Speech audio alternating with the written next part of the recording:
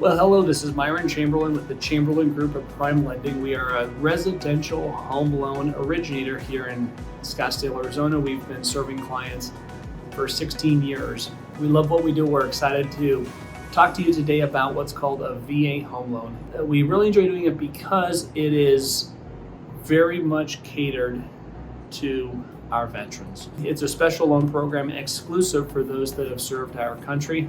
And I want to talk to you today about 6 or 7 highlights of the program that will go over who's eligible, what it takes to be approved for one, and some of the very special and unique features that VA loans have. So number one, who's eligible?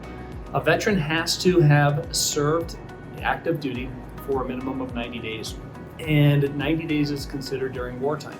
What's interesting is VA has said we've currently been in wartime ever since August of 1990. So if you've served 90 days with the military active duty since 1990, you are eligible, or if you have a 2-year service record with the military, you are eligible. The branches of service include the Army, Air Force, the Navy, the Coast Guard, the Marines, and there is also eligibility for National Guard as well. Credit score next. So a veteran needs a credit score of 580. That is a very liberal credit score. Many loan programs are at 620 or above.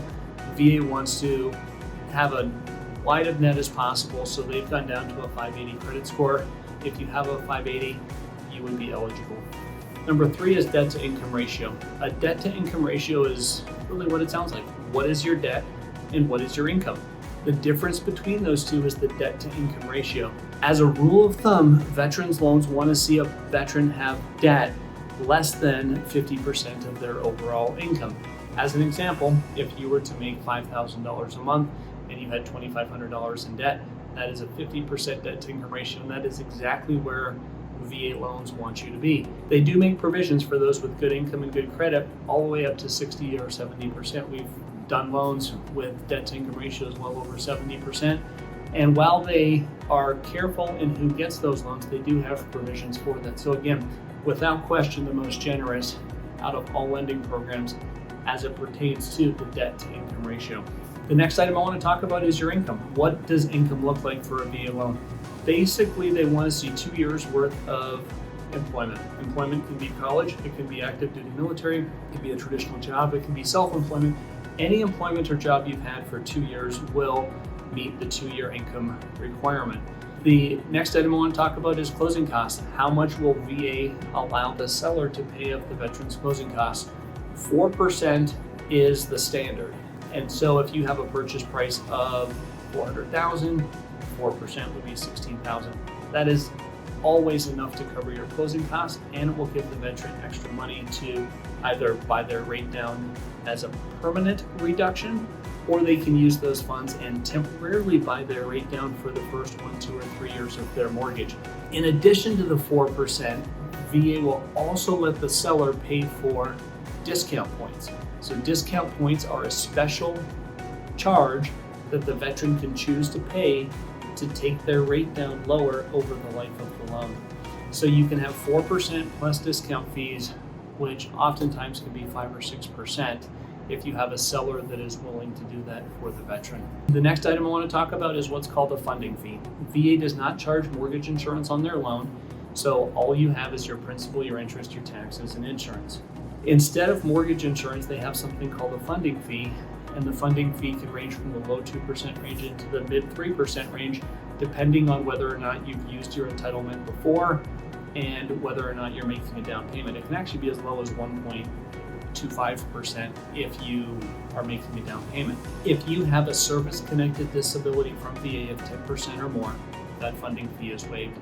The next item I want to talk about is the home types. So veteran loans allow single-family homes, condos, townhomes, and they also allow for manufactured homes. So any loan type that you would be looking at, chances are it would be eligible under a VA home loan. The last item I want to talk about, in fact, there's actually 2 more, one of which is, can you have more than one VA home loan? The pervading thought amongst veterans and those in the real estate community is that clients can only have one VA loan.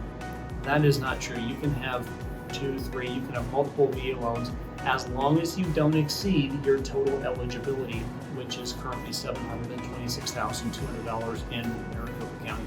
So you can have more than one VA home loan. The final item that's worth noting is once you are in the VA loan family, you can do what's called a streamline refinance. A streamline refinance is no qualifying on income. You have to have a credit score, but there's no appraisal.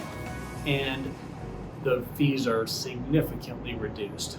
The beautiful thing about that is that we are currently in a high interest rate environment in 2023. We anticipate and believe strongly that rates are going to be lower at the end of this year.